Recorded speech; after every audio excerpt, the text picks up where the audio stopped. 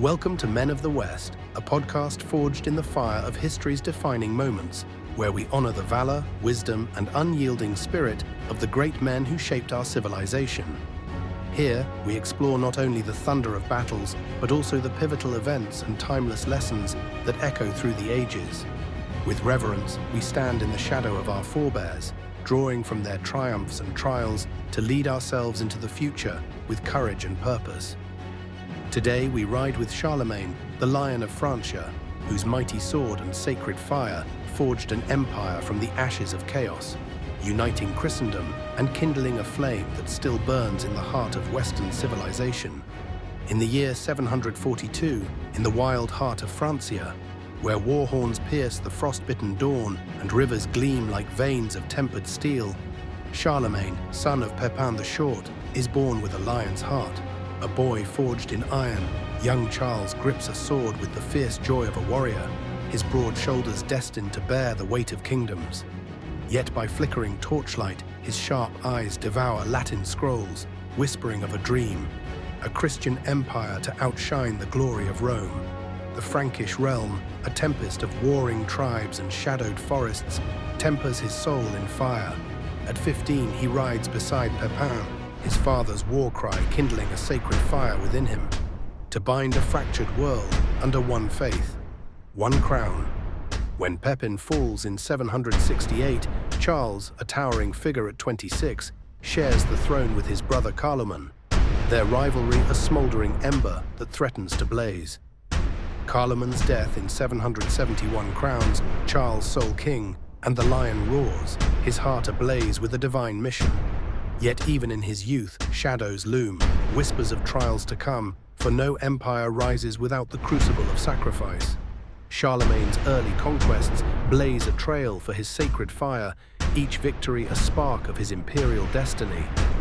At 29, he thunders into Italy, answering the Pope's desperate plea to crush the Lombards who threaten Rome's sanctity. His father's gift of lands to the papacy binds him to the church, a sacred vow that fuels his sword with holy purpose. Through the jagged alpine passes, his banners fly like crimson flames, his victories a thunderclap that shakes the heavens. These triumphs, marked by ringing steel and papal gratitude, sow the seeds of the Carolingian Renaissance, a vision of a Europe forged in faith, law, and wisdom, its roots deep in his lion's heart. Each conquest carves his name into eternity, yet the path to empire demands greater tests, trials that will forge his will in fire and loss. In 774, the Battle of Pavia roars as Charlemagne's first immortal triumph, a clash that echoes across the ages. Picture the Lombard plain, a cauldron of swirling dust, the Ticino River flashing like molten silver beneath a merciless sun. Charles, 32, stands resolute, his mail glinting like a star, his warhorse snorting fire, his lion's heart unshaken before Pavia's towering fortress. Its walls bristle with Lombard spears, their points gleaming like a forest of death.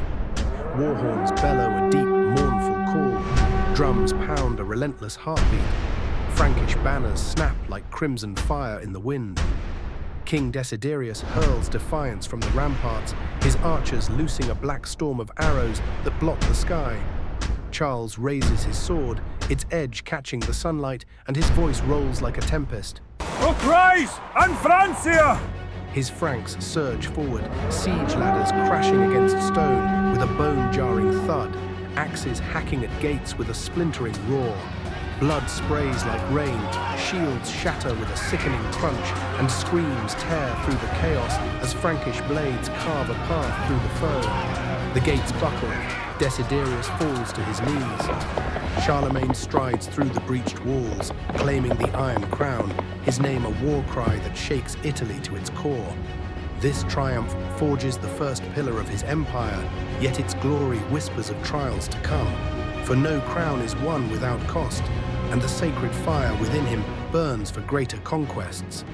His lion's heart, now crowned with iron, drives Charlemagne south to Spain's wild frontier from 775 to 778, seeking to hurl back the Saracens and spread Christ's light to new lands. His victories swell his legend, each battle a testament to the sacred fire kindled in his youth. But the Pyrenees' rugged paths and endless marches exhaust his host, and whispers of treachery weave through the ranks. Pavia's triumph, a beacon of conquest, has stoked his ambition to forge a Christian empire, but fate now spins a darker thread, one of betrayal and loss to test the lion's heart. This trial, born in the shadow of his victories, will bind his triumphs to his sacred vow, forging a king who rises from grief to crown a continent. The Battle of Roncevaux Pass in 778 stands as Charlemagne's crucible, a saga of valor carved in blood and heartbreak. Envision the Pyrenees, jagged peaks stab storm-black skies, gorges choke with swirling mist, the air heavy with the scent of pine and dread. Charles, 36, leads his weary Franks home from Spain, their tattered banners snapping defiantly in the wind. Suddenly, Basque warriors, wraiths born of the cliffs, ambush the rearguard, unleashing a hail of jagged spears and rolling boulders that crash like thunder through the pass. Roland, Charles's nephew, stands as a titan, his sword Durandal blazing like lightning in the gloom. Horns shriek a desperate call, hooves pound the rocky earth, and blood paints the jagged stones crimson. Roland's war cry shakes the peaks, his blade felling foes in a whirlwind of steel, but the Basques swarm, their axes flashing like wolves' teeth. His horns wail, long and mournful, cuts through the chaos, a plea for aid that echoes in the heart of every Frank. Miles ahead, Charlemagne hears it, his lion's heart a furnace of rage and grief. He wheels his host back, his charger's hooves sparking on stone, his voice a roar that splits the heavens. Roland for Francia! The gorge erupts, swords clash with a metallic scream, rocks tumble with a deafening rumble, winds howl like mourning spirits. Too late, Roland falls, his body a monument to heroism, clad in eternal glory. The Basques melt into the mist, but Charlemagne, kneeling beside his kin, swears an oath on his sacred fire to forge an empire no treachery can shatter, a vow that echoes the dream of his youth. Charlemagne's deeds crown him father of Europe, his lion's heart fulfilling the vision kindled by torchlight in his boyhood. In 800, Rome's ancient basilica trembles as the Pope crowns him Holy Roman Emperor, his coronation a beacon that pierces a dark age. His sword tames the Saxons after 30 years of relentless war, crushes the Avars and holds the Danes at bay, forging an empire that stretches from the Atlantic to the Elbe. In Aachen, his palace rises like a citadel of light, its halls alive with scholars who resurrect Rome's wisdom, monks who scribe sacred texts, and laws that bind warring tribes in harmony. The Carolingian Renaissance blazes forth, its schools and scriptoria kindling a new era of learning and faith, a fulfillment of the seeds sown in his early conquests. Charlemagne's rule weds Frankish might to Christian zeal, crafting a Europe whose soaring cathedrals and enduring codes echo his sacred fire through the centuries, a legacy that reshapes the West and lights the path for generations. What can men of the West learn from Charlemagne's epic saga?